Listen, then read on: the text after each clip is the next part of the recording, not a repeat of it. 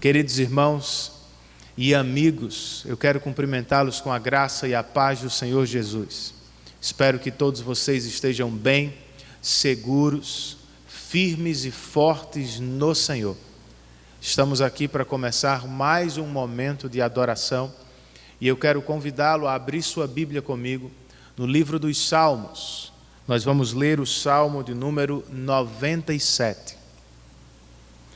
Salmo de número 97.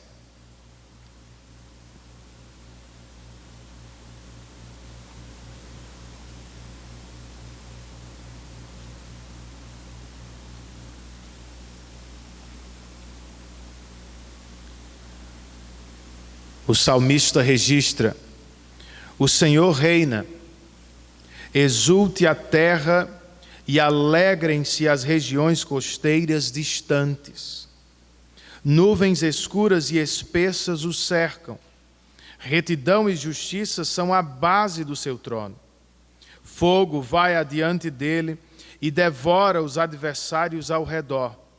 Seus relâmpagos iluminam o mundo. A terra os vê e estremece. Os montes se derretem como cera diante do Senhor, diante do soberano de toda a terra. Os céus proclamam a sua justiça e todos os povos contemplam a sua glória. Ficam decepcionados todos os que adoram imagens e se vangloriam de ídolos. Prostram-se diante dele todos os deuses.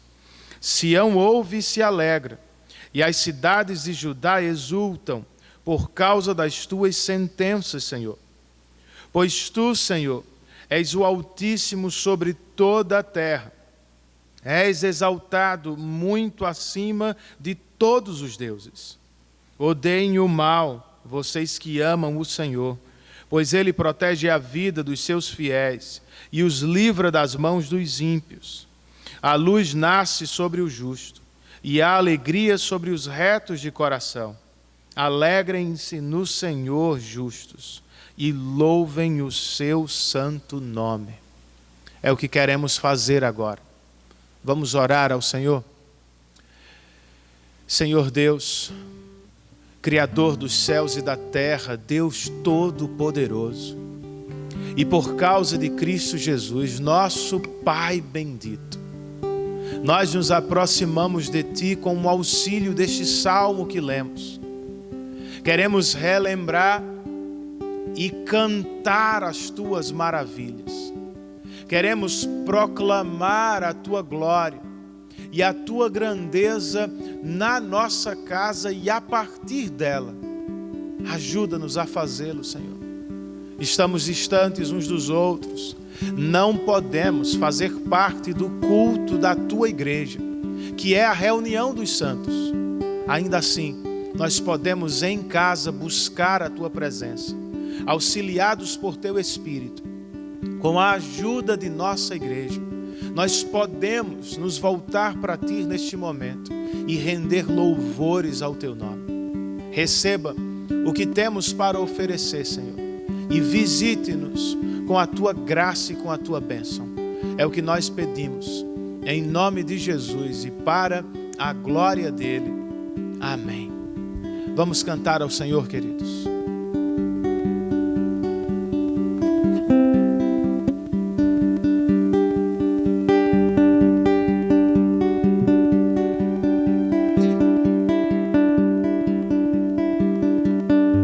Igual a Ti não há outro,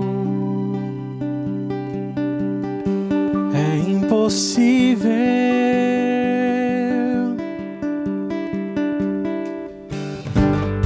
Onde está quem eu possa confrontar? Invencível.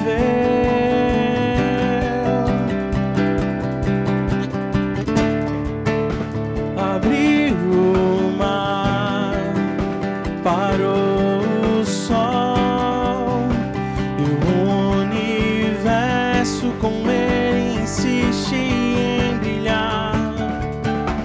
E se a noite me alcançar,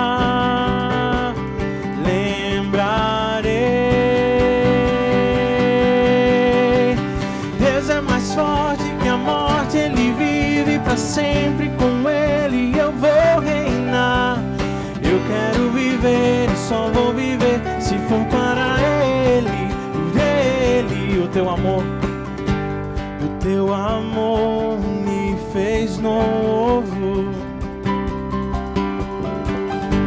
o Rei da Glória.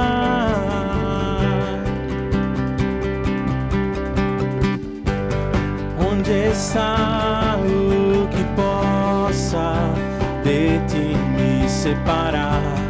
Não há nada, não há nada, não há nada, não. Deus é mais forte que a morte, Ele vive pra sempre, com Ele eu vou reinar.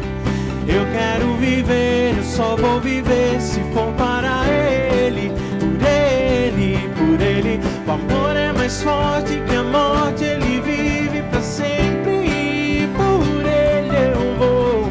Sim, eu vou viver, eu só vou viver se for para Ele, por Ele. Abriu o mar, parou o sol e o universo com Ele insiste em brilhar. E se a noite me alcançar, lembrarei que com Ele pra sempre eu serei. Eu serei, eu serei.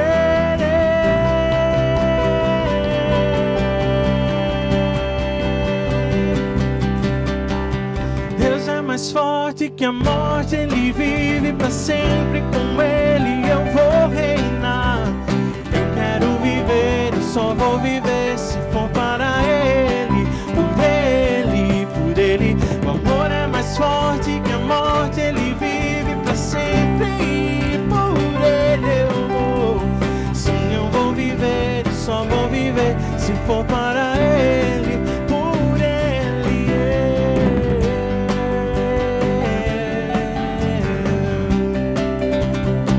Eu viverei.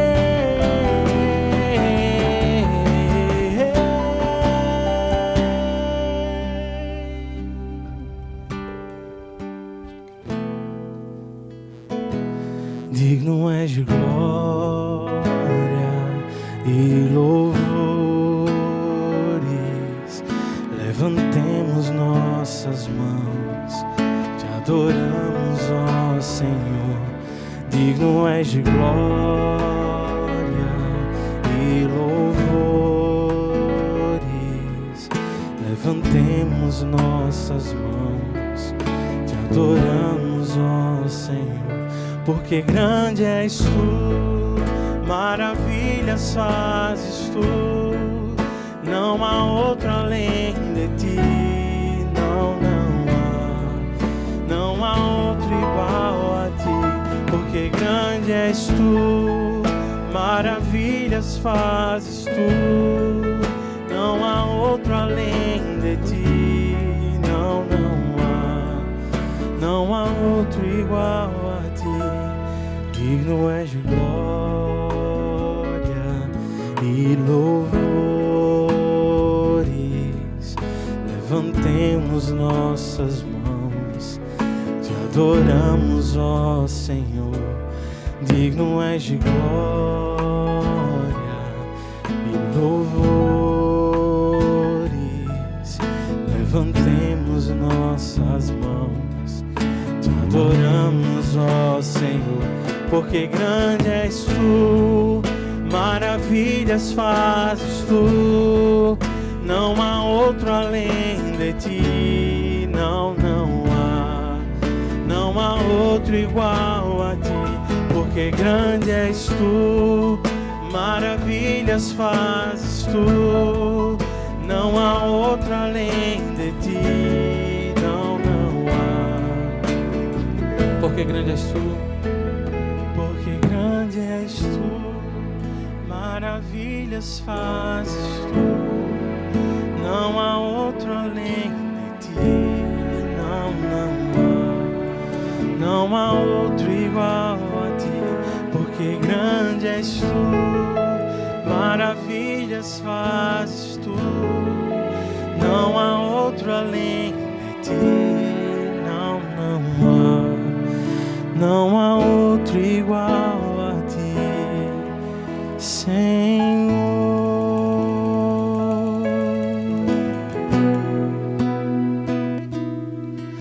Meu refúgio e fortaleza, és o meu socorro, mesmo que estrondem as águas e os montes afundem, eu não temerei. Há um lugar de águas tranquilas, tu nele habitas. Lá não há abalo, tremor, pois tu governas.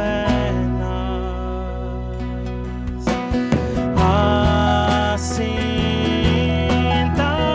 o Rei está no trono de glória. Honra e louvor àquele que reina sobre tudo.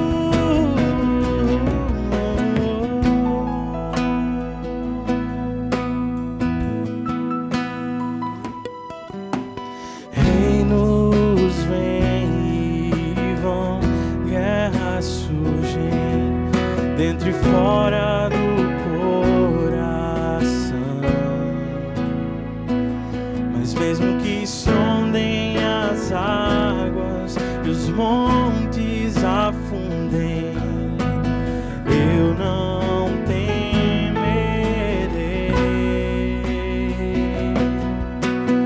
Há um lugar de águas tranquilas, o Filho do Rei nele habita.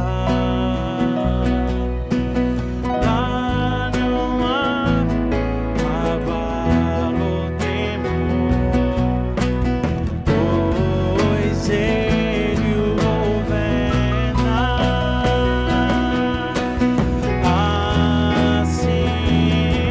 Assentado o Rei está no trono de glória.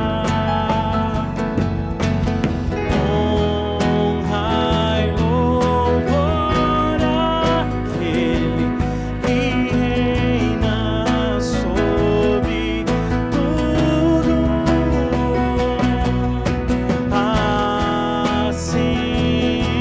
Assentado o Rei está no trono de glória. Honra e louvor àquele que reina sobre tudo. Descanso em quem se entregou por mim, pois ele prometeu nunca me deixa só. Descanso em quem se entregou por mim, pois ele prometeu nunca me deixa só. Há um lugar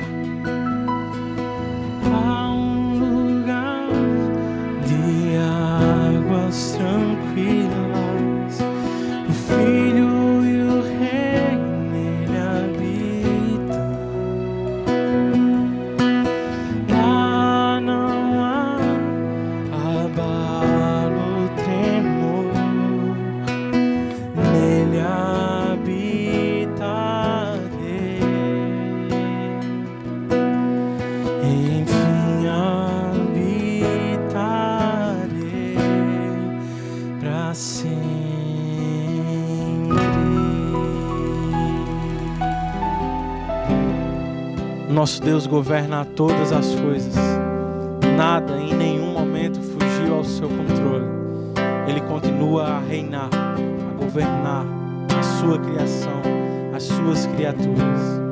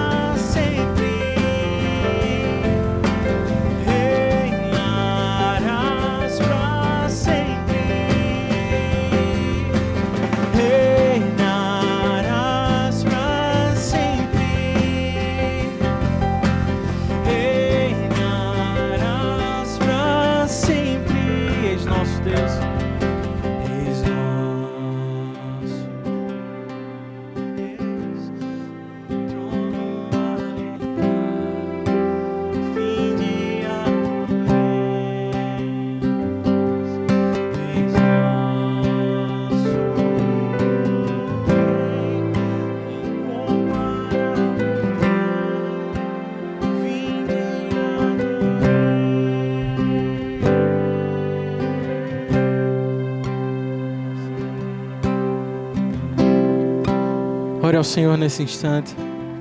Aproveite esse tempo e faça sua oração em confissão por seus pecados.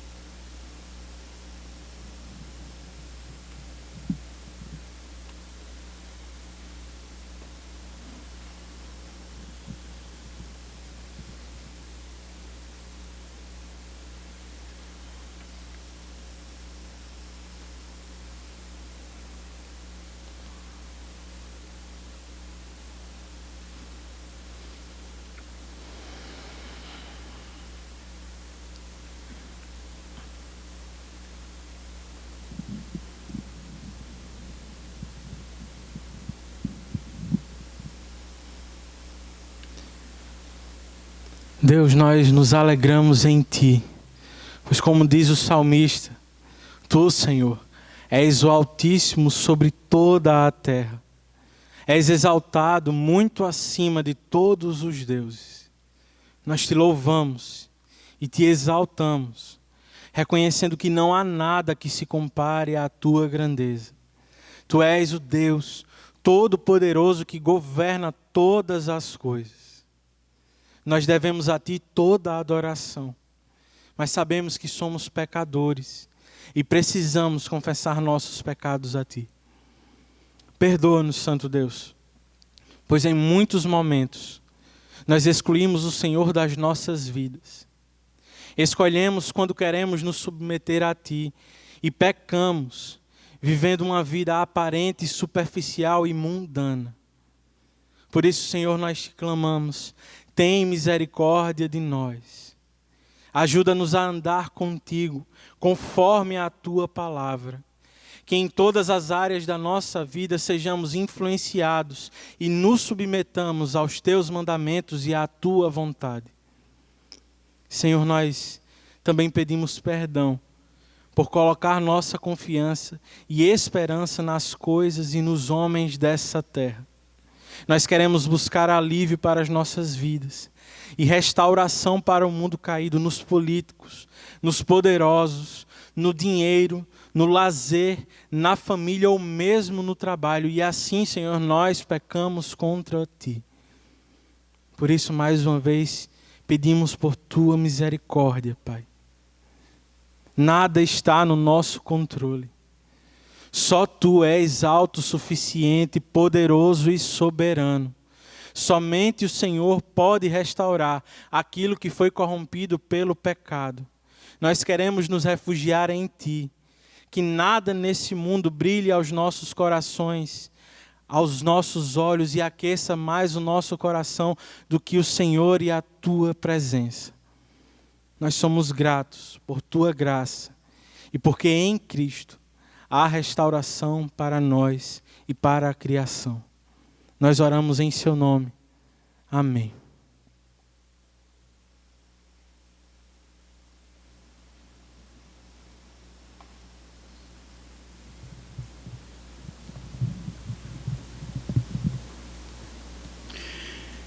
Meus queridos irmãos e amigos, graça e paz. Que bom podermos estar juntos novamente, mesmo diante desta situação, mas com o único propósito de glorificar, exaltar e engrandecer o nome do nosso Deus. Antes de nós fazermos mais uma oração ao nosso Deus, eu gostaria de deixar aqui para os irmãos alguns avisos.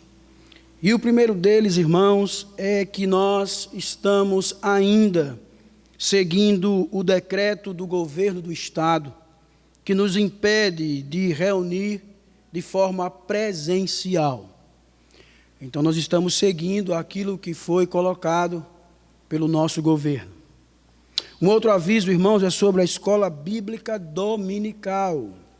É que haverá um link na descrição do vídeo.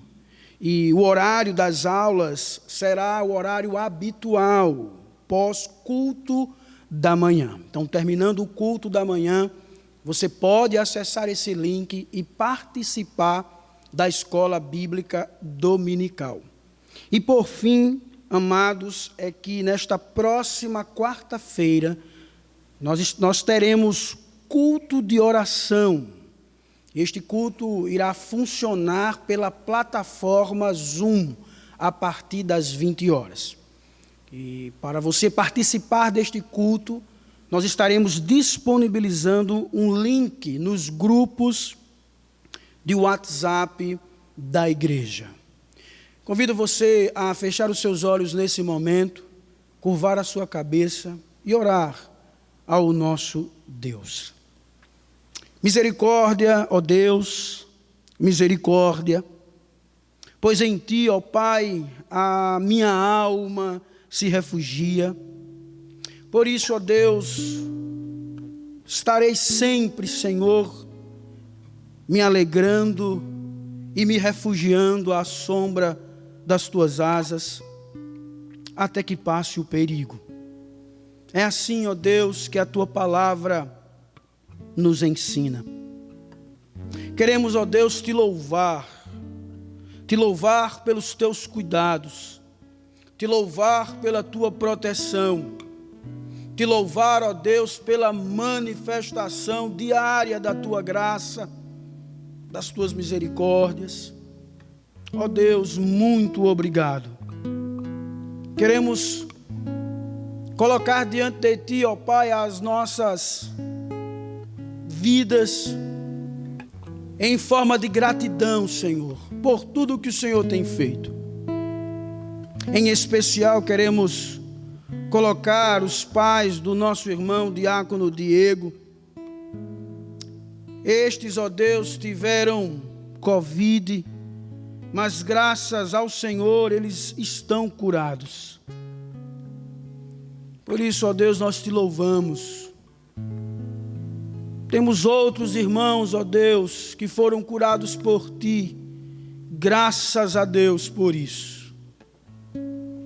Mas também, Senhor, nós queremos colocar as nossas petições. O Senhor nos conhece. A Tua palavra nos diz que o Senhor sonda os corações.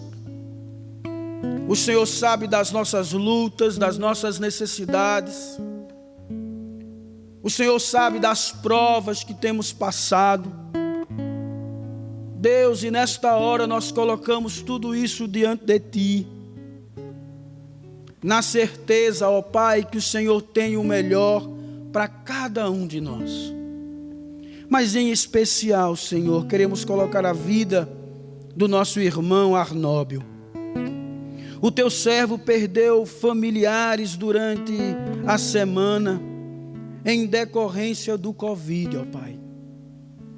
Por isso, Deus, nesse momento, conforta o coração do Teu servo, consola, ó Deus, os seus familiares, e que o Teu filho, ó Deus, descanse no Senhor, na certeza de que mesmo diante dessa situação, o Senhor continua sendo bom, e que a Tua vontade é a boa, perfeita e agradável. Queremos também, Senhor, colocar a vida do nosso irmão Ramon. Deus, a sua mãe está internada, sofrendo com o Covid. Deus, toma a vida do Teu filho, que ele também, ó Pai, possa se refugiar em Ti e possa clamar a Ti por misericórdia. Te pedimos, ó Deus, pela sua mãe. Deus, ministra a Tua palavra no coração dela. E que diante dessa situação, Senhor, de enfermidade,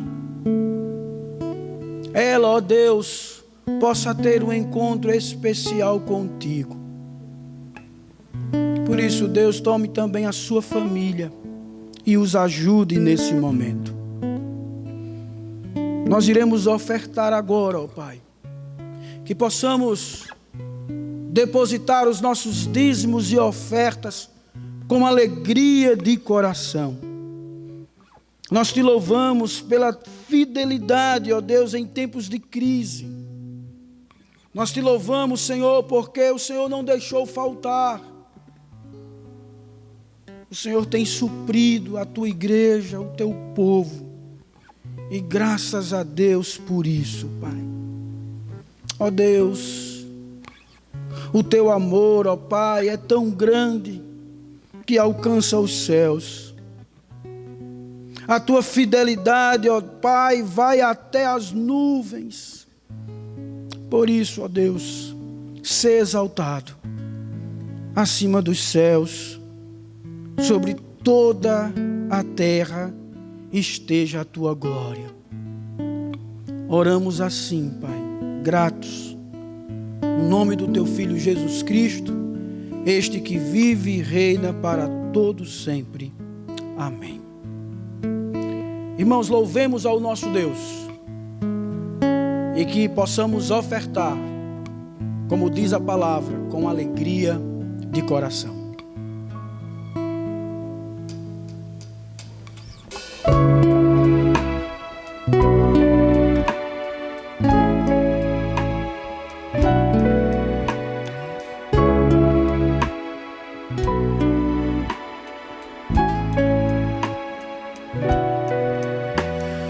Mestre, o mar se revolta e as ondas nos dão pavor. O céu se reveste de trevas, não temos um Salvador. Não se te dá que morramos, podes assim dormir. Se a cada momento nos vemos já prestes a submergir, as ondas atendem ao meu mandar. Sossegai, seja o encapelado mar, a ira dos homens, o gênio do mal. Tais águas não podem a nau tragar, que leva ao Senhor, Rei dos céus e mar. Pois todos ouvem o meu mandar. Sossegai, sossegai, convosco estou para vos salvar. Sossegai.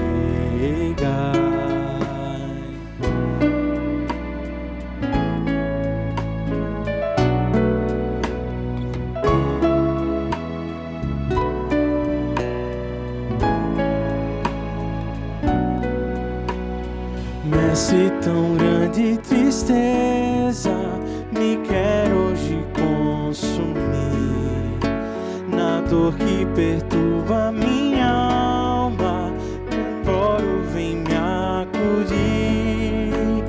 De ondas do mal que me encobrem, quem me virá valer? Não tardes, bom mestre, estou quase a perecer. As ondas atendem ao meu mandar. Sossegai, seja o encapelado mar, a ira dos homens, o gênio do mal. Tais águas não podem a nau tragar, que leva ao Senhor, Rei dos céus e mar. Todos ouvem o meu mandar. Sossegai, sossegai, convosco estou para vos salvar. Sossegai. Mestre, chegou a bonança, em paz vejo o céu e o mar. O meu coração goza a calma, que não poderá findar. Firme ao teu lado, ó Mestre, dono da terra e céu, eu hei de chegar bem seguro ao porto destino meu. As ondas atendem ao meu mandar.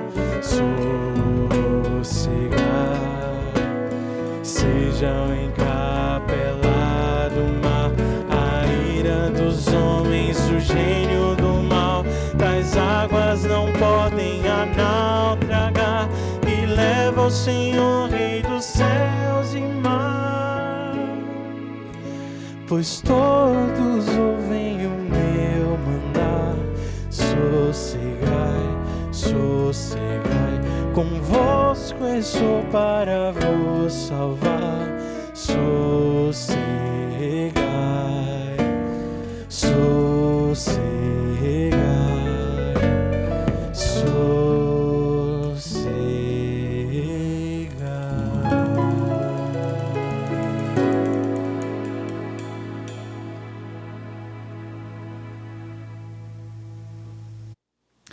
Meus irmãos, a graça e a paz do Senhor Jesus que estejam sobre cada um de nós, e assim nós somos alegres.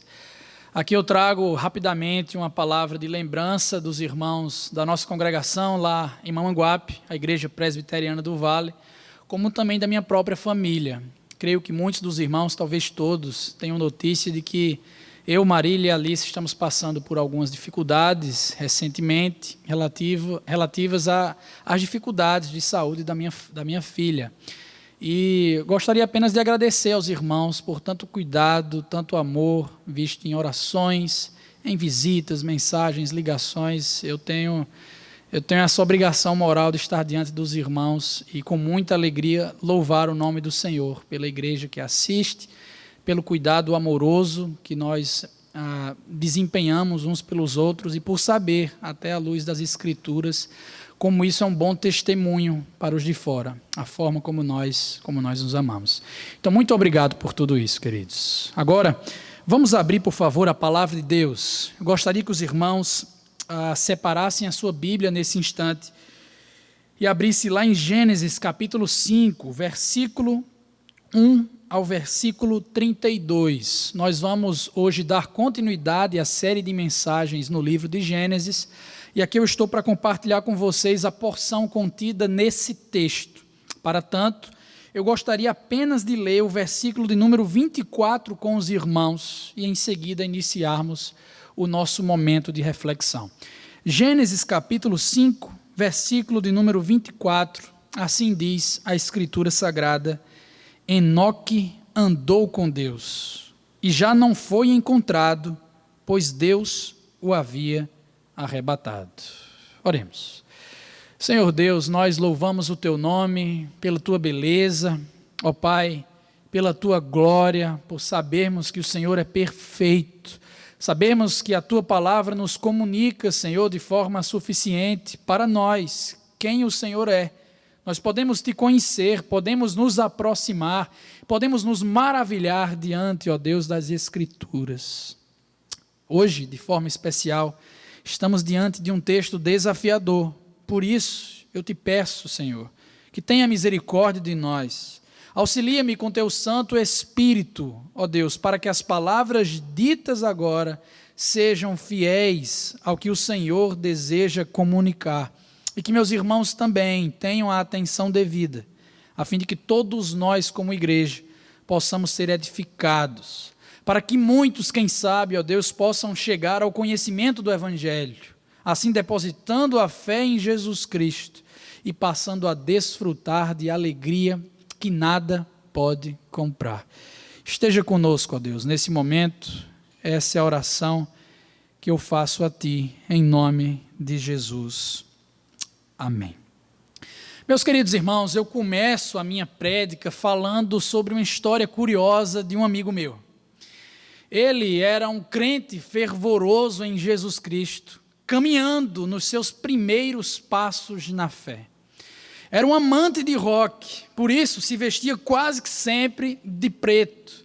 Era praticante de esportes, especialmente o surf. Na sua época era moda deixar o cabelo grande. Mas como eu disse, ele era um crente fervoroso em Jesus Cristo. Descobriu a fé por meio da pregação de uma pessoa. E de repente se encontrou em um dilema que precisava ser resolvido. Qual seria a igreja escolhida para congregar? Perto de casa ele avistou ainda na esquina uma opção. Lá tinha um prédio com o nome igreja. Ele pensou, vou ver se isso dá certo. Vou visitar essa comunidade, afinal de contas é próxima da minha residência. E ele o fez, irmãos. Só que não sabia que essa igreja era denominada como a neopentecostal dos nossos dias. Aquelas igrejas, creio que os irmãos conhecem, cheias de misticismo, profetadas, comportamentos estranhos. O meu amigo chegou na igreja, se aproximou da cadeira e foi se ajoelhando para, como de praxe, orar ao Senhor, entregando aquela reunião, que Deus fosse glorificado, que o Senhor recebesse a sua adoração. Enquanto fazia isso, irmãos, ajoelhado na cadeira, os seus cabelos grandes acabavam por cobrir toda a sua face, de tal forma que quem enxergasse ele de longe apenas veria alguém com roupas pretas, camisa, calça jeans e tênis e um cabelo longo cobrindo toda a face. Nesse instante, uma senhora à distância o avista, pensa em alguma coisa e, inclinada por algo que nós não sabemos o que é, mas certamente não o Espírito Santo, decidiu colocar a mão sobre a cabeça daquele jovem, orando por ele, dizendo as seguintes palavras: assim diz o Senhor, eis que eu levanto para ti um varão valoroso, ele vai se casar contigo e te fazer uma mulher feliz para sempre. Esse meu amigo, meus irmãos, tirou os cabelos da frente de sua face, olhou para aquela senhora e num ar de fúria se levantou, saindo da igreja para nunca mais voltar para aquele ambiente. Graças a Deus ele era um crente em Jesus Cristo e essa não foi o último encontro que ele teve com a igreja, mas aconteceu. Ele estava vestido e ele estava com o cabelo de tal forma em uma posição orando que a mulher entendeu que ali era uma mulher.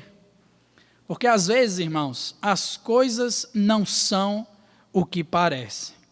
É o mesmo que se dá, irmãos, com as genealogias da Bíblia. E eu sei que aqui nós vamos entrar em terreno perigoso. Afinal de contas, a maioria, ou para ser mais preciso, a imensa maioria de nós não sabe como lê-las. Ficamos enfadados, não conseguimos compreender. E aí, quer saber? Desistimos da leitura das genealogias. Isso ocorre, irmãos, é um fato. Mas é possível que esse comportamento ocorra exatamente porque nós não sabemos o real valor delas, até porque não sabemos decifrar o seu significado. Por exemplo, quando nós nos aproximamos de uma genealogia, o comportamento mais comum é acreditar que elas existem apenas para delimitar tempo. De fulano até fulano foi tantos anos, isso significa que se formos fazer uma conta vai dar isso, e vamos descobrir a idade da terra, ou qual foi o dia exato em que fulano nasceu. Certo? Será que isso realmente ocorre? Sim. Será que isso está correto? Não, irmãos. Esse é o primeiro equívoco que nós temos quando nos aproximamos das genealogias. Para corrigi-lo, além de trazer instrução correta à luz da palavra de Deus, é necessário, irmãos, pontuar alguns esclarecimentos que funcionarão como chave aqui na nossa interpretação. Para os tais, eu peço a atenção dos irmãos para que nós consigamos entender. Em primeiro lugar, as genealogias, elas são seletivas, com nomes escolhidos a dedo. O que é que isso significa, meus irmãos? Que nomes ali que estão presentes são escolhidos com um propósito definido. No caso, propósito teológico definido, o que significa que nem sempre todos os nomes dos descendentes reais do cidadão serão aqui colocados, apenas aqueles que interessam ao propósito teológico definido. Por essa razão também, nem sempre quando genealogias são comparadas, as quais têm os mesmos indivíduos, elas vão bater em todas as circunstâncias nome por nome, porque a escolha dos nomes é bem seletiva para os propósitos que foram definidos. Segunda observação: os escritos antigos, meus irmãos, de genealogias, citavam apenas o nome de uma pessoa, pressupondo que havia um conhecimento comum dos leitores originais acerca desse indivíduo. Logo, quando, por exemplo, vemos lá no Novo Testamento a menção do nome de Abraão, o escritor tem a pressuposição de que as pessoas que estão pegando o material para leitura sabem quem é Abraão, quais foram os principais momentos da vida dele. Logo, um nome significa uma história nas genealogias. Terceira e última observação, irmãos: nas genealogias nós vemos as famílias sendo representadas. É por isso que quase que sempre o que ocorre é a nomeação de homens, substantivos masculinos, eles que são líderes de sua casa, por isso registrados como parte de família pactual diante do Senhor. Não obstante, não é tão incomum assim ver nomes de mulheres sendo apresentados em genealogias. É o caso, por exemplo, de Tamar, de Raabe, de Ruth, de Maria, em Mateus capítulo 1. Quando isso ocorre, irmãos, o autor quer chamar a atenção a algo bem específico para que os leitores tenham uma atenção, uma importância maior naquilo que ele está sendo aquilo que está sendo comunicado, tá bem? Então, tendo essas informações bem passadas e funcionando como chave antes de interpretarmos o texto, podemos avançar assim, com calma. Livro de Gênesis, capítulo de número 5. E nós sabemos, irmãos, que o livro de Gênesis tem sido estudado por vocês já há algum tempo. Esse é um livro importante, o primeiro da Bíblia, que é estruturado a partir de uma expressão hebraica utilizada nos momentos mais importantes do documento.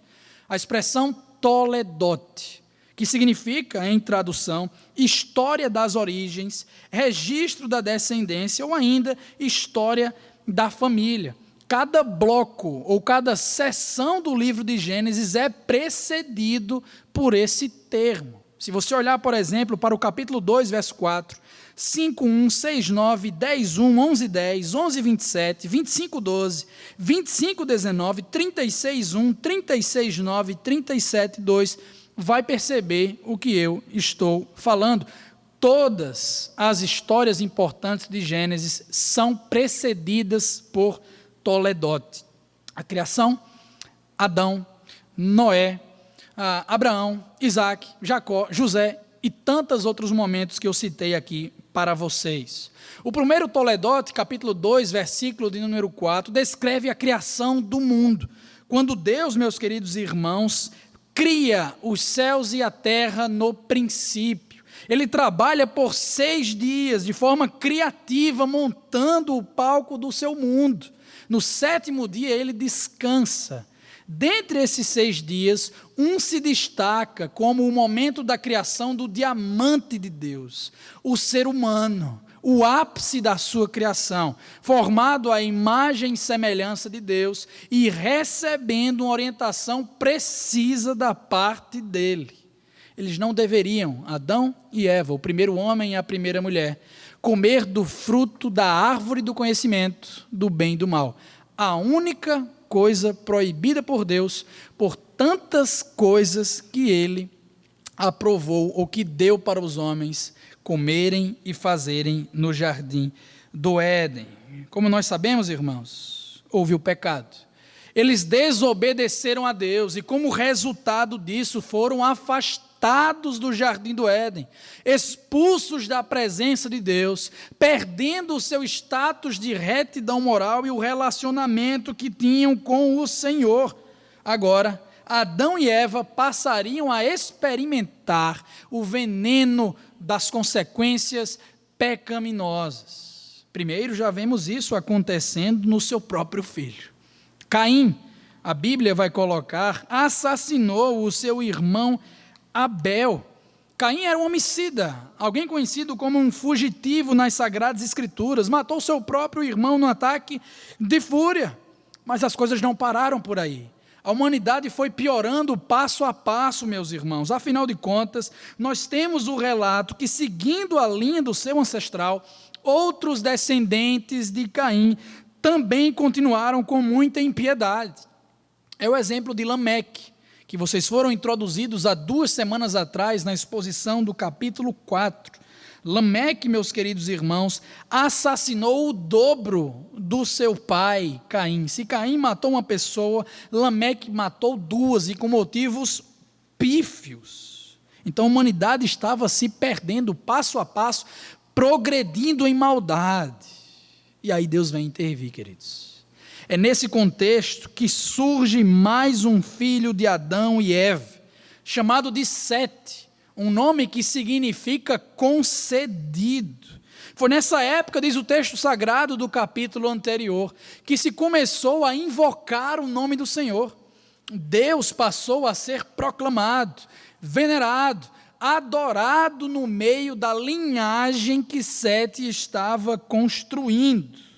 Então observe, apesar da linhagem profana de Caim e de toda a impiedade que estava depois da queda, Deus permanecia gracioso e agora era adorado também naquele ambiente. 2 filhos de Adão, Caim e Sete, comportamentos completamente antagônicos. A genealogia do primeiro, Caim, foi exposta 2 semanas atrás no capítulo 4 para os irmãos.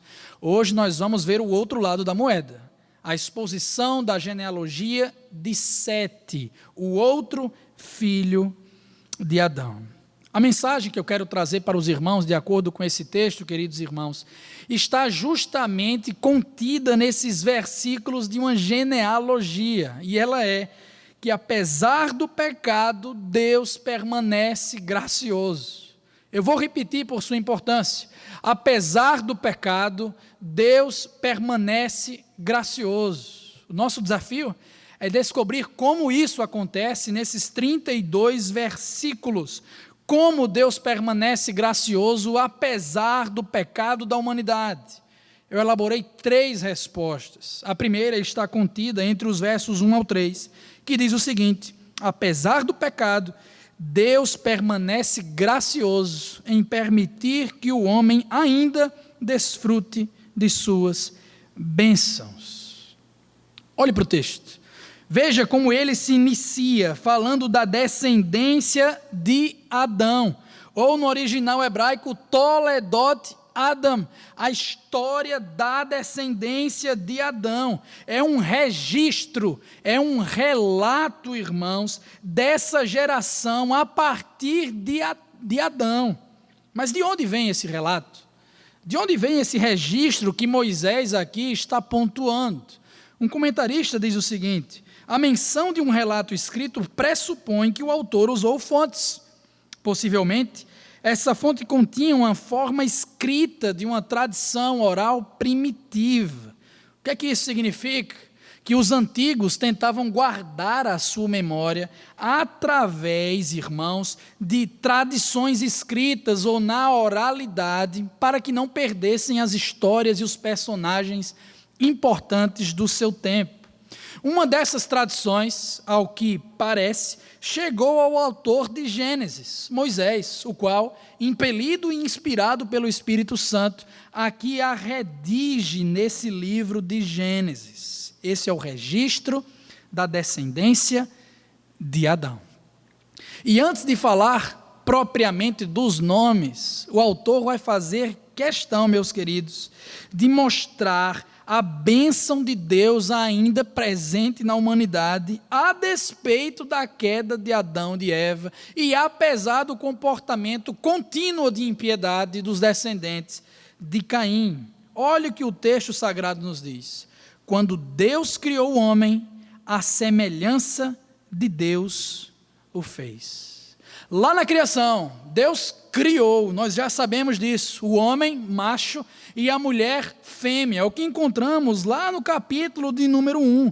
Nós estamos sendo relembrados da parte do autor o que acontecia antes da queda. Deus criou a humanidade e fez isso, meus irmãos, à sua imagem, conforme a sua semelhança.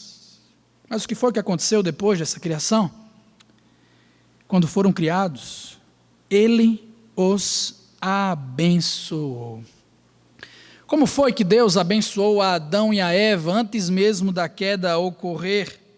Em primeiro lugar, irmãos, olhando lá para Gênesis 1, 28, abençoou com fertilidade, isso visto através da reprodução de filhos. E em segundo lugar, Deus abençoou com domínio responsável, através da atividade de estar nomeando objetos da criação de Deus. Nomear objetos comunicava autoridade sobre eles. É o que Deus fez no capítulo 1, por exemplo. E é o que Deus comissionou a Adão a fazer no capítulo de número 2, como se este fosse um subsenhor da criação de Deus. Guarde essas duas informações por hora: a fertilidade e também o domínio responsável como duas bênçãos de Deus antes da queda ocorrer. Por ora, eu gostaria de chamar a sua atenção para uma novidade no livro de Gênesis que ainda não havia sido comunicada. Deus chamou tanto o homem quanto a mulher de homem. Que coisa estranha, não é verdade? Se você abrir a sua Bíblia, e essa for NVI, certamente você vai observar que a primeira letra do substantivo homem se encontra em caixa alta. É uma letra maiúscula, o H de homem. O que é que significa isso? Que homem aqui, irmãos, do hebraico Adam, Adão, está sendo posto como uma espécie de sobrenome, comunicando que dentro da família de Adão e Eva existe uma representatividade pactual, que Adão é o líder da sua casa e que Deus cobra Adão pela espiritualidade de Eva. É justamente por isso que quando você olha para a queda no capítulo 3, apesar de Eva ter comido primeiro do fruto, Deus vai atrás de Adão. Porque Deus chamou tanto Adão quanto Eva em família de Adão.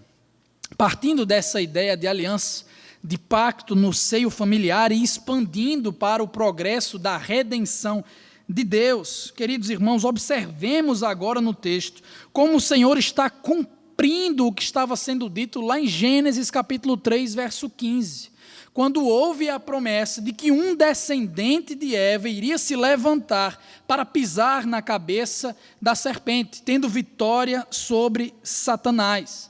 É um descendente de Eva, sim. Logo, ele é um ser humano também. Sabemos que Deus se tornou carne na pessoa de Cristo, mas para ser descendente humano, ele precisa estar de acordo com uma linha genealógica, a qual se inicia no versículo de número 3. A palavra de Deus nos diz o seguinte: aos 130 anos, Adão gerou um filho à sua semelhança, conforme a sua imagem, e deu-lhe o nome de Sete. Você se lembra daquelas duas bênçãos de Deus que eu pedi para vocês guardarem por um instante? Fertilidade, Adão gerou um filho. Domínio responsável, deu-lhe o nome de Sete. Isso aqui está acontecendo depois da queda. Então o que Deus quer nos comunicar através da sua palavra, meus irmãos, é que Ele permanece gracioso apesar do pecado do homem.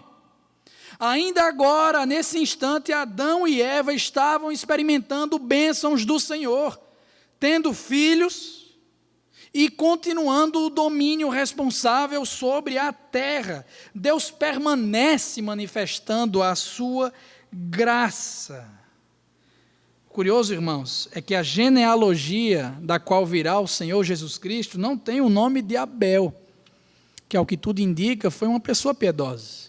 Muito menos o nome de Caim, que era ímpio, mas o nome de outro, o nome de Sete, que nasceu quando Adão tinha 130 anos, o concedido. Ele, Sete, foi feito à semelhança do seu pai, conforme a sua imagem, uma inversão do que temos anteriormente acerca de Adão. Com isso, nós sabemos, irmãos, que a natureza de Deus foi passada para ele, sim, ao mesmo tempo que a natureza de Adão também foi compartilhada com o seu filho. Do mesmo modo que Deus, criando Adão, compartilhou sua imagem, agora Adão criando, ou melhor, tendo o seu filho Sete, estaria compartilhando também da sua imagem. Sete, portanto, é tanto imagem de Deus quanto imagem de Adão. Por um lado, Sete é puro, ele tem bondade, tem amor, tem misericórdia e tantos outros atributos que Deus comunica aos seres humanos. Por outro, queridos, Sete é um pecador que herdou a natureza pecaminosa e que terá como destino final a condenação se Deus não intervir. Ao mesmo tempo, cheio de dignidade por ser imagem de Deus e cheio de carência por ser um pecador que precisa de um resgate. Assim somos todos nós, irmãos, não é verdade? Todos nós fomos criados pós-queda. Temos sim partes que nos conectam, que nos apontam ao Senhor. Sim, é verdade. Mas também, meus irmãos, somos filhos de Adão. Nós herdamos a natureza pecaminosa. E essa natureza pecaminosa, por vezes, nos cega da nossa identidade primária. Somos seres criados por Deus, a sua imagem. Essa cegueira é tanta, irmãos, que nós passamos, inclusive, a desconsiderar a fonte das bênçãos que nós temos nos dias de hoje. A começar da bênção da fertilidade na criação de filhos e também da bênção do domínio sobre a terra, quando nós representamos o nosso Criador nesse mundo. Infelizmente, ficamos cegos. Mais do que isso, irmãos, dentro do contexto de Gênesis, por causa do pecado, nós passamos a desconsiderar, passamos a desprezar quem nos formou, o Deus que existe sobre todos os ídolos do coração, a fonte das bênçãos. Precisamos então relembrar que somente o ato de respirar já é fruto da graça de Deus. Deus permanece abençoador apesar de quem somos, apesar dos nossos males, dos nossos pecados. Como o próprio Senhor Jesus diria, porque Ele faz raiar o seu sol sobre os maus e bons. Ele derrama da sua chuva sobre justos e injustos. Ainda assim, de forma deliberada, nós decidimos atribuir a origem dos astros, os fenômenos da natureza e todas as bênçãos que nós temos ao acaso, a complexas contas matemáticas, a reações químicas das mais diversas, irmãos. Desprezamos o nosso Criador. O texto vai na contramão disso tudo, mostrando quem é a origem das bênçãos que nós recebemos. Por exemplo, nós vemos que ter filhos aqui é uma bênção de Deus, é algo que parte dele. A Bíblia não chama ter filhos de algo custoso para as nossas finanças, algo que destrói as nossas carreiras profissionais. Eles são bênção do Senhor porque se parecem com Ele. São imagem de Deus, devemos frutificar em nossa vida conjugal para compartilhar mais imagens de Deus, enchendo a terra com a sua glória. Eles se parecem com o Senhor. Por outro lado, irmãos, eles são filhos de Adão também. Eles se parecem conosco. E o problema é que não somos exemplos de retidão perfeita para ninguém. Se antes, ao olhar para o Adão pré-queda, nós podemos observar a beleza de Deus, a sua pureza, quando olhamos agora para nós, certamente, muitas coisas que enxergamos dizem respeito à podridão que permeia o ser humano. É por isso que precisamos do Evangelho de Jesus Cristo, o Evangelho da graça de Deus, uma bênção que nos é concedida e que nos alcança o coração, visando a transformação do nosso ser. Olhando, meus irmãos, para o Senhor Jesus Cristo, através do Evangelho, entendendo a sua obra, a palavra de Deus nos garante, nós somos conformados à imagem de Cristo, este que expressa perfeitamente a imagem de Deus. É por isso que decidimos, através da fé, segui-lo. Queremos nos parecer com o nosso Criador novamente. Queremos ter acesso àquele relacionamento do começo, do princípio, do Éden.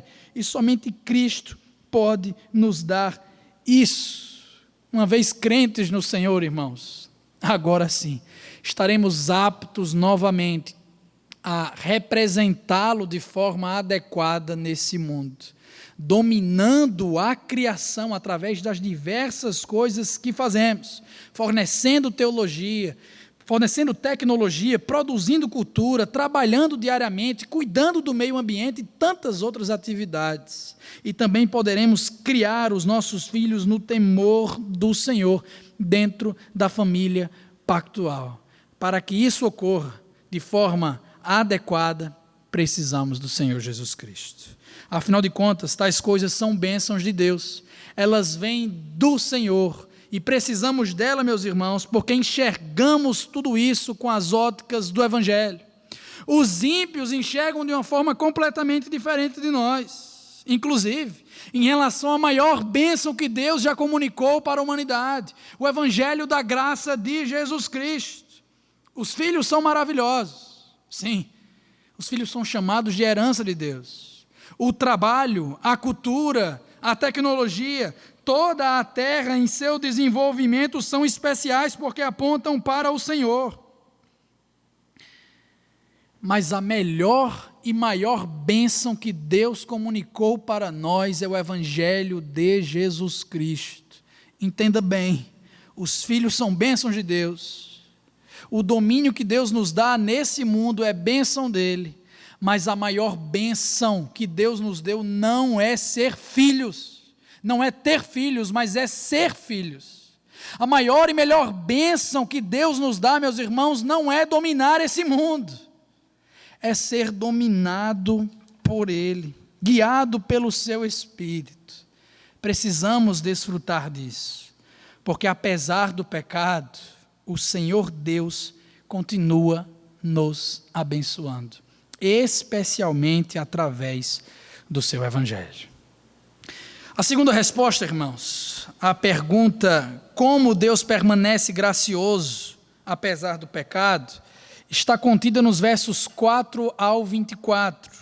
Apesar do pecado, Deus permanece gracioso em livrar o homem da morte.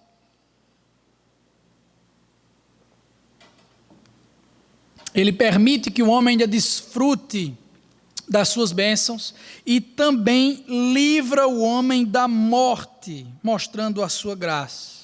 Agora vamos entrar, queridos irmãos, na genealogia propriamente dita. Só que antes de olharmos para o que está diante de nós, eu acho que mais uma rápida observação se torna necessária. Entenda, as genealogias, irmãos, especialmente essa aqui, funcionam com um padrão estrutural muito comum, o qual é repetido por diversas vezes. O nosso texto, de forma específica, traz a seguinte estrutura: para cada cidadão que está sendo nomeado, o próprio nome, a idade, os anos adicionais após o nascimento do filho, o reconhecimento de outros filhos, a extensão total da vida e o refrão, então morreu. Vou repetir: nome, idade, anos adicionais após o nascimento do filho, reconhecimento de outros filhos, extensão total da vida e o refrão, então morreu. Quando lemos então essas genealogias, especialmente a que estamos diante de nós, com tanta repetição, geralmente a nossa postura é uma das três: ou nós, queridos irmãos, dormimos, ou nós pulamos o texto, ou ainda nós seguimos aquela leitura chamada de automática. Vou ler rapidamente para não fingir que não li esse capítulo que Deus revelou para nós. Não é verdade? Não é verdade que muitas vezes nós fazemos isso, irmãos? Porém, eu continuo com minha tese. É possível que isso ocorra porque nós não fomos ensinados a ler genealogias. Ou ainda, nós somos completamente ignorantes quanto ao teor e ao desenvolvimento da mensagem central do texto. O que eu quero comunicar aos irmãos é que as genealogias são facílimas de ler, na verdade, e vocês vão perceber isso rapidamente. Existe um padrão que é repetido na sua estrutura. O autor sagrado sabe disso, ele é como nós somos.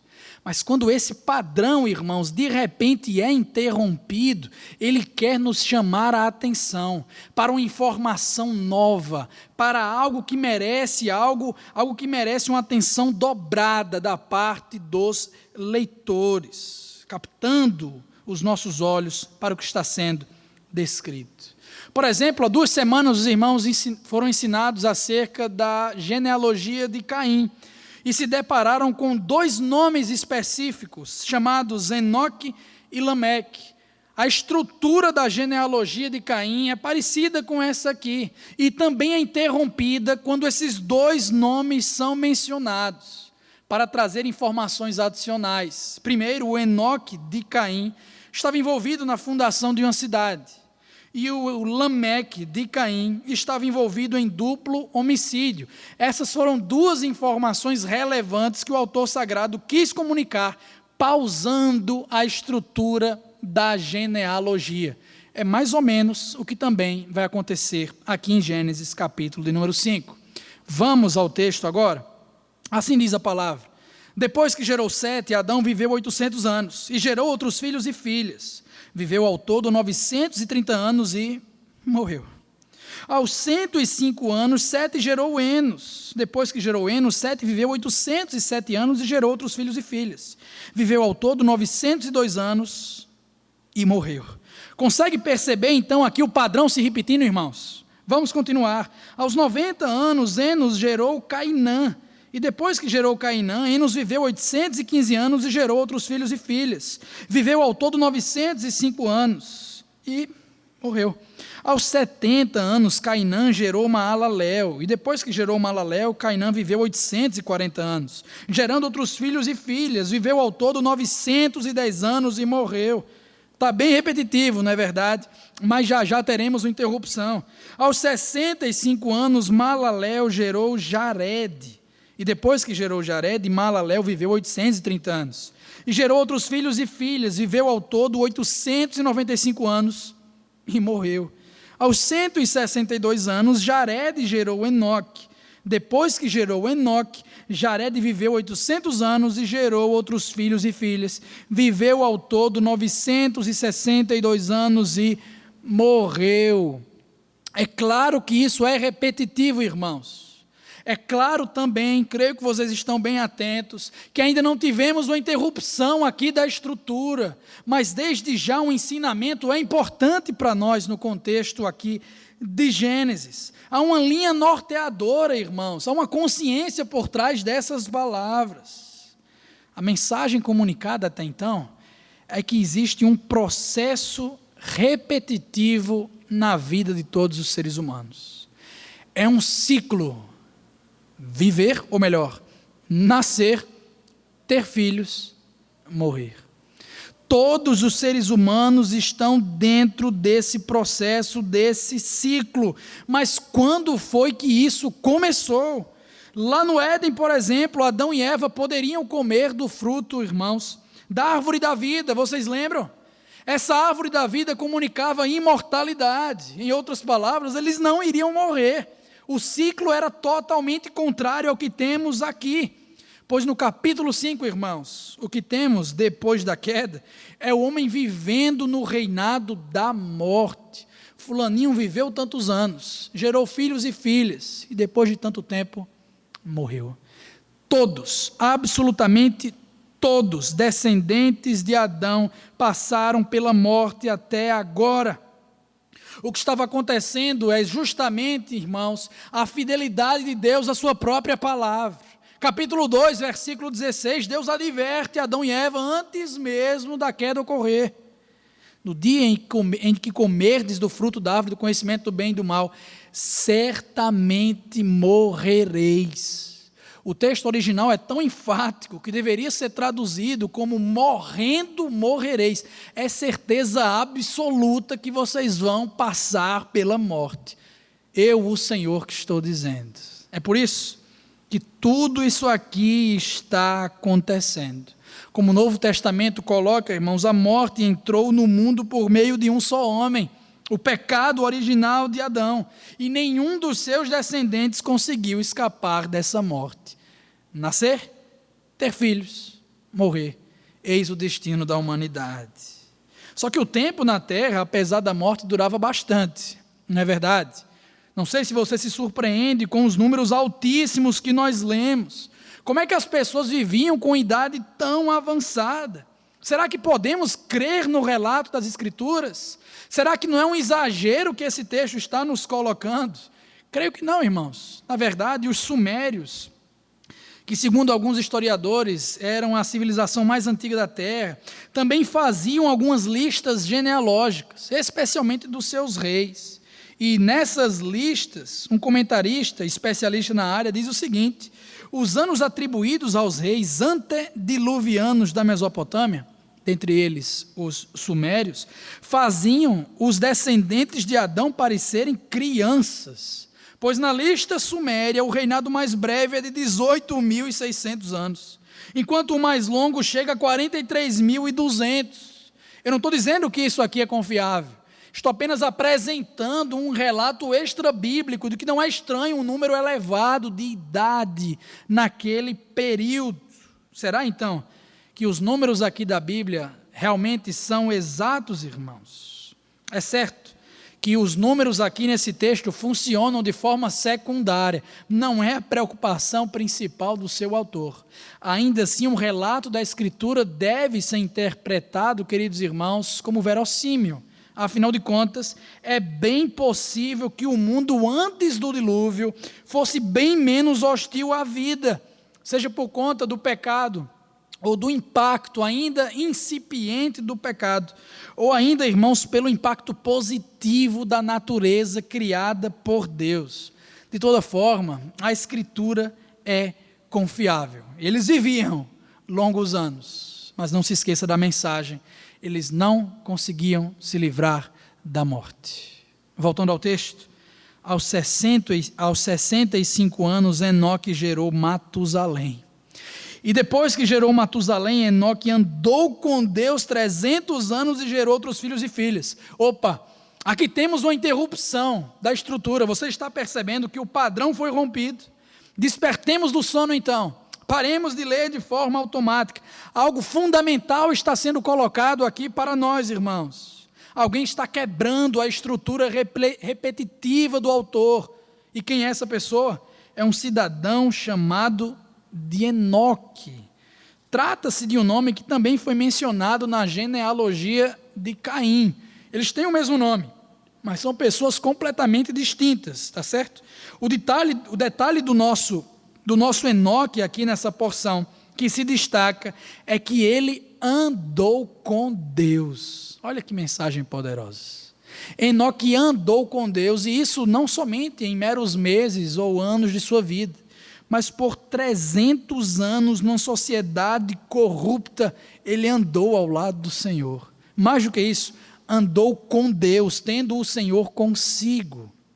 Andar com Deus é uma expressão que aparece apenas 5 vezes no Antigo Testamento, irmãos, mas é a essência da vida cristã, é a descrição exata do relacionamento íntimo e pessoal que devemos ter com o Senhor. Sobre isso escreve um comentarista, Alan Ross: andar com Deus é a alternativa contrária ao ciclo de viver e morrer da genealogia. Por isso, irmãos, precisamos ter muita atenção a essa mensagem. O autor quer que demos atenção nesse instante. Afinal de contas, andar com Deus era o que Adão fazia antes da queda. Gênesis capítulo 3, verso 8, nós temos a informação de que Deus caminhava pelo jardim na brisa do dia, o que significa que provavelmente o Senhor e Adão tinham um ponto de encontro para conversarem. Deus então fazia as coisas e Adão observava como um filho com seu pai para imitá-lo.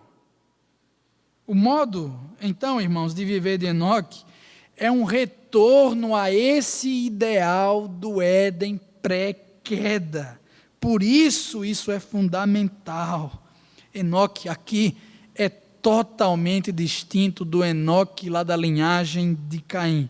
Em primeiro lugar, porque ele andou com Deus. E em segundo lugar, irmãos, porque ele não morreu, ele foi liberto desse ciclo tenebroso que nós estamos inseridos. A palavra nos diz que ele viveu 365 anos. Enoque andou com Deus, o autor faz questão de repetir, foi por causa disso. Já não foi encontrado, pois Deus o havia arrebatado. Deus o levou aos céus, assim como faria como o profeta Elias mais à frente. Gosto muito da conclusão do reverendo Mauro Meister nesse texto. Ele diz o seguinte: certamente morrereis, a não ser que eu intervenha. É o que Deus faz, meus irmãos. O Senhor intervém e nós devemos louvar o nome dEle por isso. Ele é a única alternativa para fugirmos desse ciclo horrível da nossa existência. Não vivemos num paralelo, irmãos, materialista, num mundo onde só importa a nossa existência aqui na terra. Não. Existe algo para além do que nós vivemos aqui. Existe um mundo perfeito, um Éden ideal nos esperando na eternidade. Mas só podemos entrar lá se Deus intervir na nossa vida. Apesar do pecado e do justo juízo decorrente dele, Deus permanece gracioso. Observe como ele provê um meio, por sua própria capacidade de livrar-nos desse ciclo. Romanos número 5 nos mostra, irmãos, que toda a humanidade está em Adão. Então todos estão fadados a esse destino. A morte entrou por meio de um homem. E todos nós, irmãos, precisamos entender que estamos perdidos. Todos pecaram em Adão. E estão destituídos da glória de Deus. Morrendo, morreremos. Tenha certeza disso, o pecado nos leva à morte. Certamente morreremos, a não ser que Deus intervenha. Eis que na plenitude dos tempos o Senhor enviou o seu único Filho. A palavra se fez carne. Esse é o Jesus que andou perfeitamente aqui na terra com Deus durante todos os seus dias. Esse é o Jesus que na cruz foi sacrificado, irmãos, certamente ele morreu para que nós pudéssemos ser vivos para todo o sempre. Esse é o Jesus, irmãos, que venceu a própria morte, ressurgindo ao terceiro dia, sendo elevado aos céus em glória. Por isso, crendo nesse Jesus Cristo, nós podemos saber hoje que temos uma passagem comprada com o seu sangue para os céus, fugindo desse ciclo tenebroso da vida. Crer em Cristo é entender, irmãos, que a morte não tem a palavra final. Certamente morreremos, mas em Cristo certamente viveremos. É provável que não sejamos elevados ao céu aqui como Enoque, mas para nós nos basta as palavras do apóstolo Paulo, lá em Colossenses capítulo 1, ele nos resgatou do império das trevas e nos transportou para o reinado do seu Filho amado. Em Cristo estamos livres dessa maldição terrível do pecado, andando com o Senhor. Entendendo dessa forma, gente, agora como crentes nós precisamos nos recordar que andar com Deus é a essência da vida cristã. Andar com Deus foi o que o Senhor ordenou em Levítico capítulo 26 para Israel. É a mesma raiz da palavra que Deus deu para Abraão: sai da tua casa, anda, espalha a minha glória entre as nações. É o que Cristo falou para os 12, ide, andem, levem o Senhor consigo, preguem o Evangelho, façam discípulos de todas as nações. É justamente o que Paulo disse aos Colossenses, no comportamento prático da vida, em todas as esferas da existência. Andem com Deus. É o que o evangelista João registrou lá no Apocalipse: nós andaremos com Deus vestidos de branco na eternidade.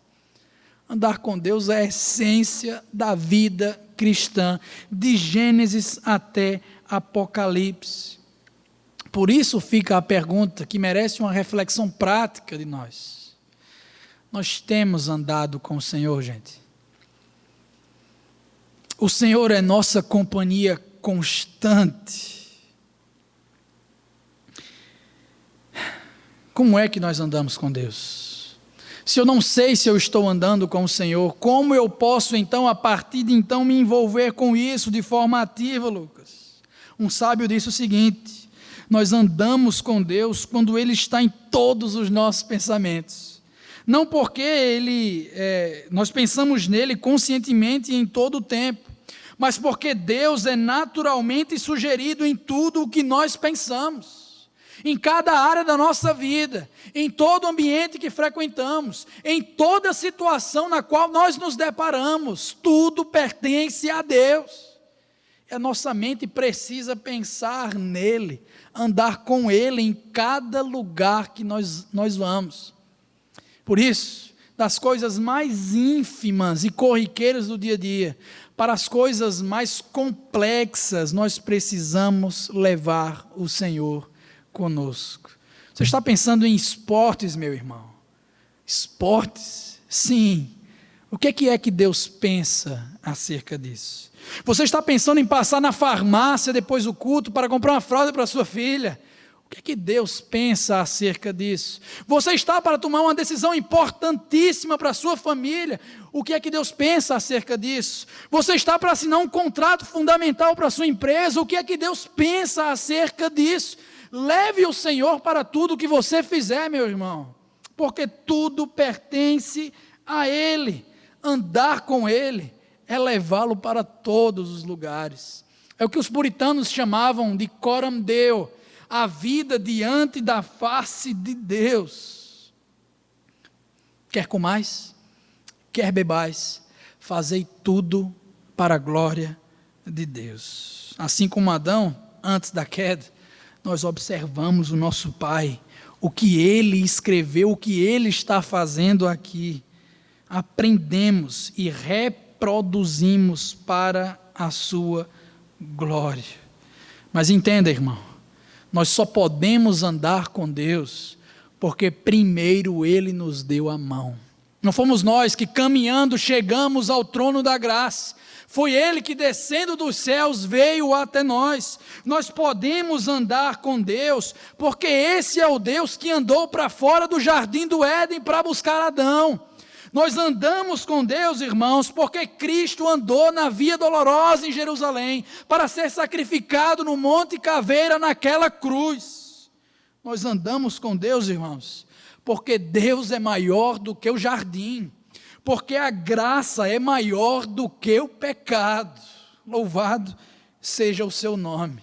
Nós só podemos crer nele, porque ele veio até nós. Nós só o amamos porque Ele nos amou primeiro. Nós só o escolhemos porque Ele nos escolheu com antecedência. Apesar do pecado, Deus permanece gracioso. Por fim, versos 25 ao 32. Apesar do pecado, Deus permanece gracioso em oferecer esperança de alívio.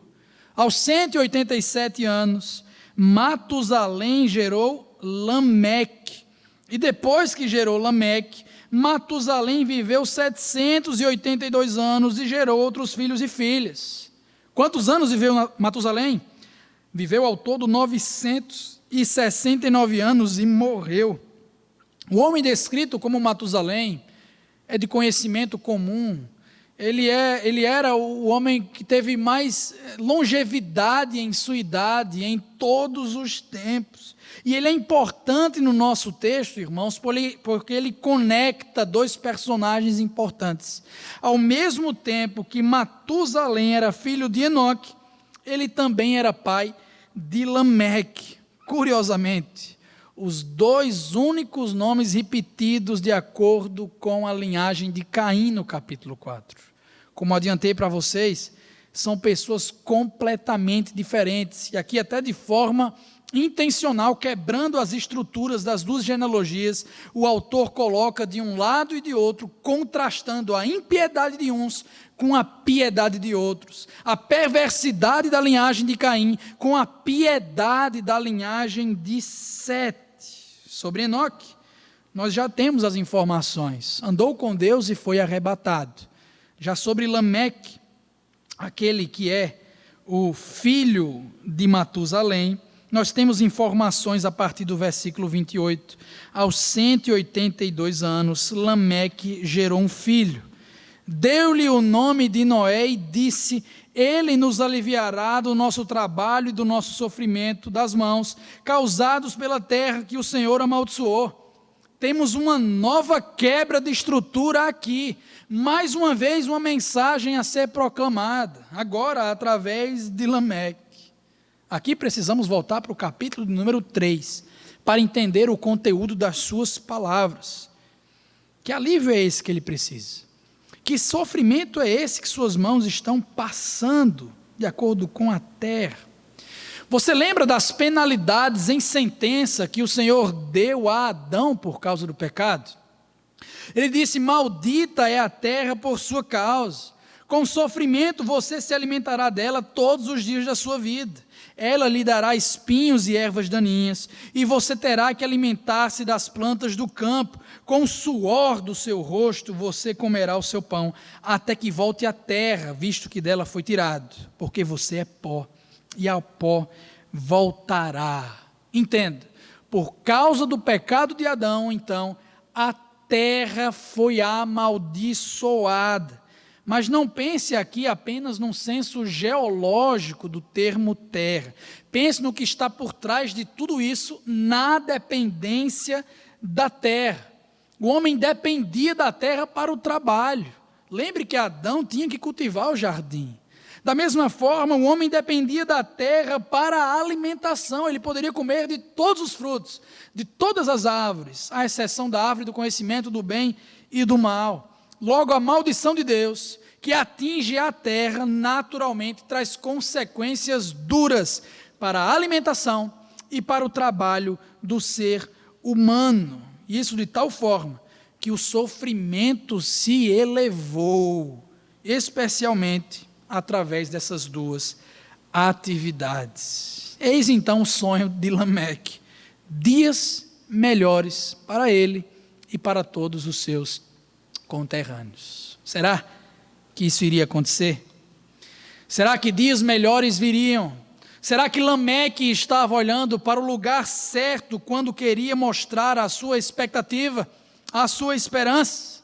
O texto diz que ele gerou um filho, e assim como Adão fez com Sete, novamente, olhe, ele nomeia o seu garoto, e novamente o nome é importante em seu significado. Somos apresentados aqui a Noé, que significa descanso, alívio, exatamente.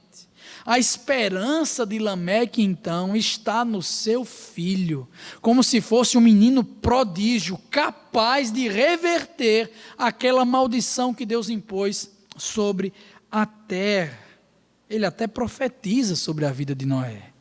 Ele nos aliviará do nosso trabalho e do sofrimento de nossas mãos causados pela terra que o Senhor amaldiçoou. Com o progresso dessa revelação bíblica, irmãos, aqui mesmo no livro de Gênesis, nós já sabemos que essa profecia foi cumprida, mas não da forma que Lameque estava esperando. Como vocês já sabem desde a semana passada, o dilúvio veio, dissipou todas as pessoas da terra, à exceção da família de Noé e de animais selecionados. Depois então do dilúvio, Noé desceria da arca com sua família, iria repovoar a terra que o Senhor reconstruiu. Ele iria, irmãos, novamente trabalhar com a terra, plantando uma vinha, mas somente a sua família tinha sobrado. Noé não era capaz de reverter aquilo que Deus havia falado. As expectativas nesse sentido foram em vão. Sobre Noé, nós sabemos que depois que ele nasceu, Lameque viveu 595 anos e gerou outros filhos e filhas. Viveu ao todo 777 anos e morreu. Aos 500 anos, Noé, por outro lado, tinha gerado 3 filhos, os 3 cabeças da repovoação da terra. Nós vamos estudar isso em breve na igreja. Os seus nomes: Sem, Cã e Jafé. Por ora, nós encerramos por aqui. Mas quais são as aplicações que esse texto rapidamente nos fornece, irmãos? Diante da profecia, diante da maldição, diante da ação de Deus que estava por vir no dilúvio, eu creio que uma coisa deve permear o nosso coração de forma inconfundível: Deus é especialista em transformar maldição em bênção. As consequências do pecado de Adão, nós já sabemos, irmãos, não pararam em Noé. Deus julgou todo o mundo, mas o mundo permaneceu perverso. Até por nossa própria experiência nós podemos testemunhar isso. O trabalho continua pesado às vezes, não é verdade? Os relacionamentos vivem se quebrando. A terra ainda geme esperando o dia final. Para piorar, a pior maldição de todas ainda continua de pé: a condenação. Todos os seres humanos, sem exceção alguma, merecem a condenação, porque são sim parecidos com aqueles da linhagem de Caim. Somos perversos no nosso coração, irmãos. Talvez nem sempre de forma externa, assassinando como fez Lameque e Caim, mas odiando ao nosso irmão no nosso coração, cometendo assassinato interior com frequência.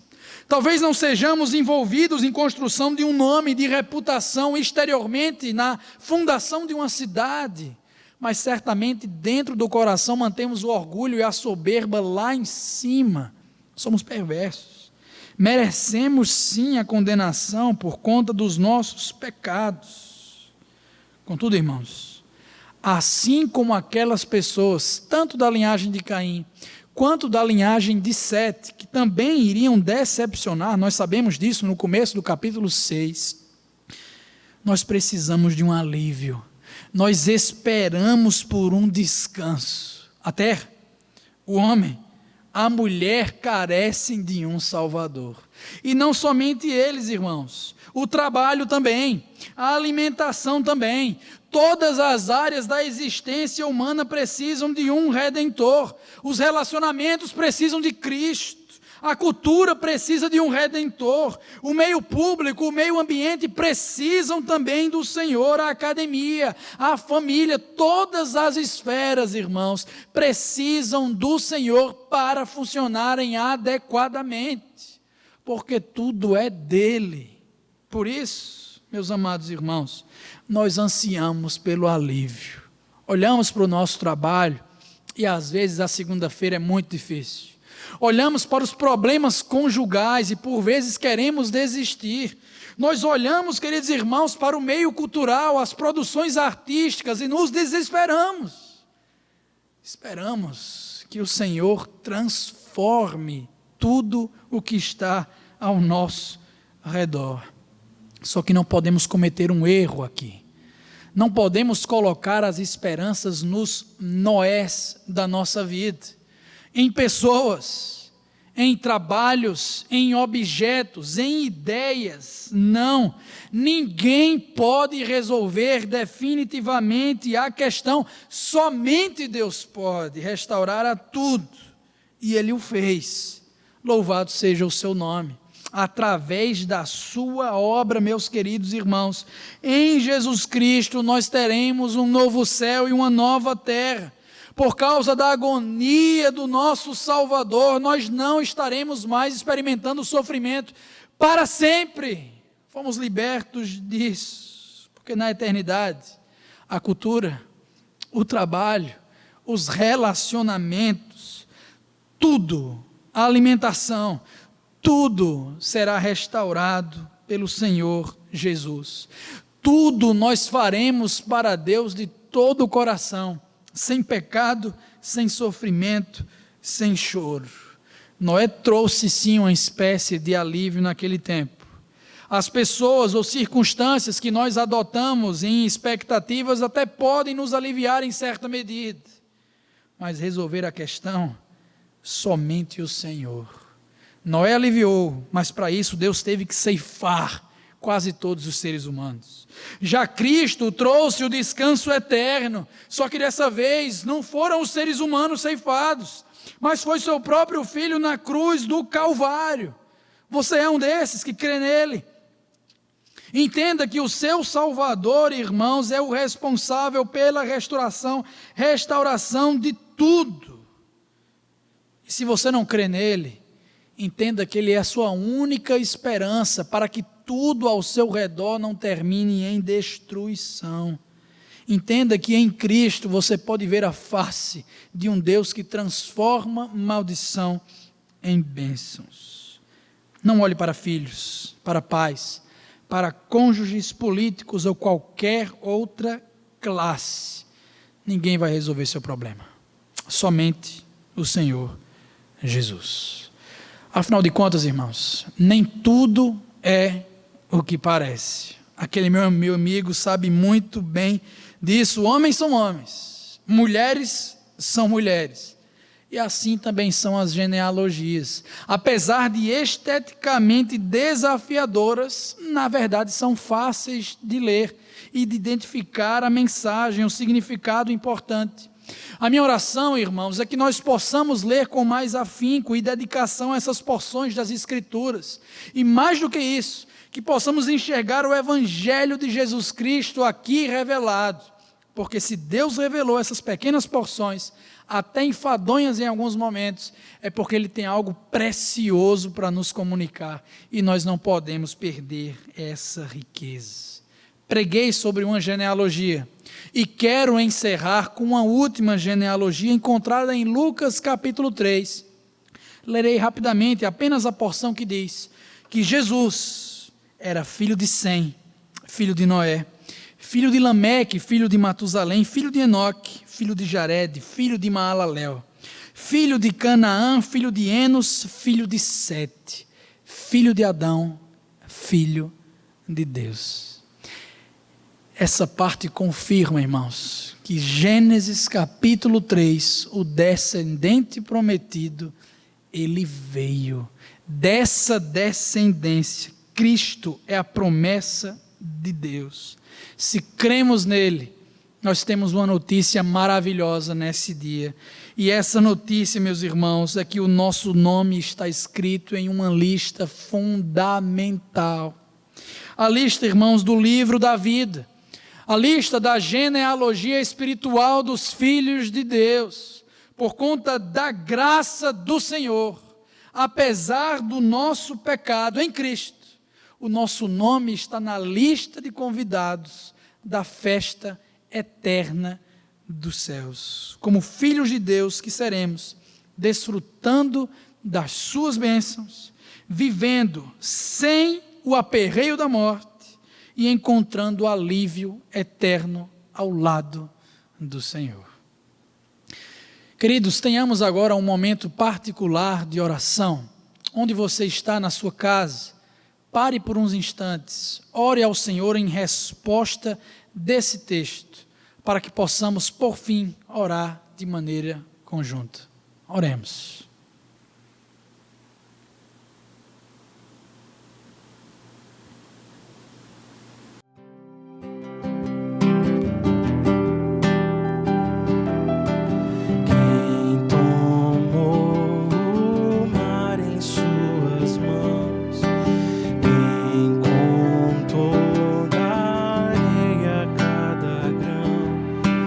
Tremem reis, nações,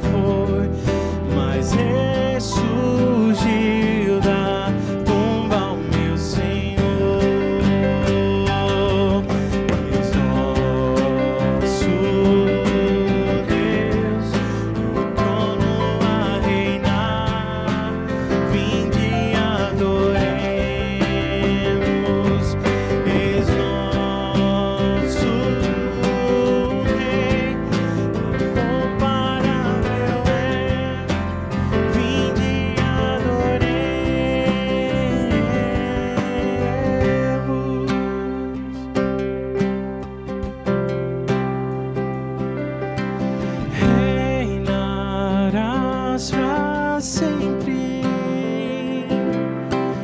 Reinarás para sempre. Reinarás para sempre. Reinarás para sempre. Reinarás para sempre. Reinarás para sempre. Reinarás para sempre. Reinarás para sempre. És nosso Deus. És nosso Deus. Trono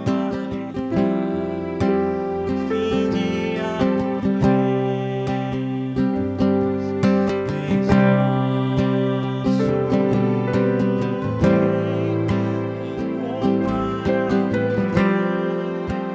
fim de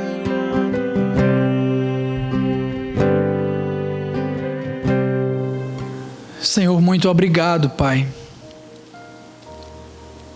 Obrigado, Senhor, porque Tu não nos abandona. Quando olhamos esses textos que temos visto em Gênesis, rapidamente nos identificamos. São problemas semelhantes, são dilemas corriqueiros da nossa vida. E percebemos quão facilmente o nosso coração se engana. Quão rapidamente nós te trocamos pelos ídolos do nosso coração. Quanto, Deus, por vezes nós desprezamos o Senhor, fundamentando a nossa fé, a nossa esperança, a nossa expectativa em qualquer coisa que não a Ti. Nós te pedimos perdão por isso, ao mesmo tempo que te comunicamos gratidão nessa oração, porque o Senhor é perfeito, o Senhor é bondoso, apesar de sermos quem nós somos, apesar de sermos pecadores, o Senhor permanece gracioso, é constante, imutável em seu amor e misericórdia.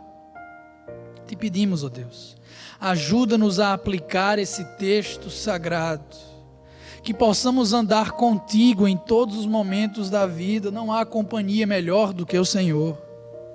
Que possamos crer no Teu Evangelho e encontrar, Senhor, em Ti a fonte das nossas bênçãos. E mais do que tudo, que possamos entender em Jesus Cristo o Salvador e restaurador desse mundo corrompido, inclusive das nossas próprias almas. Ajuda-nos para isso. Coloca essas verdades no nosso coração. Aquieta-nos em nossa tribulação com o Teu Evangelho, Senhor, e nos perturba de forma santa se estamos por demais acomodados. É assim que nós te oramos, gratos por tudo, em nome do Senhor Jesus. E que o amor de Deus, o nosso Pai, que a graça maravilhosa do Senhor Jesus Cristo, e que as doces consolações do Espírito Santo de Deus estejam sobre todos nós, hoje e para todos sempre. Amém. Que Deus abençoe você, meu irmão, minha irmã, nesse dia, para a sua glória. O culto está encerrado. Até mais.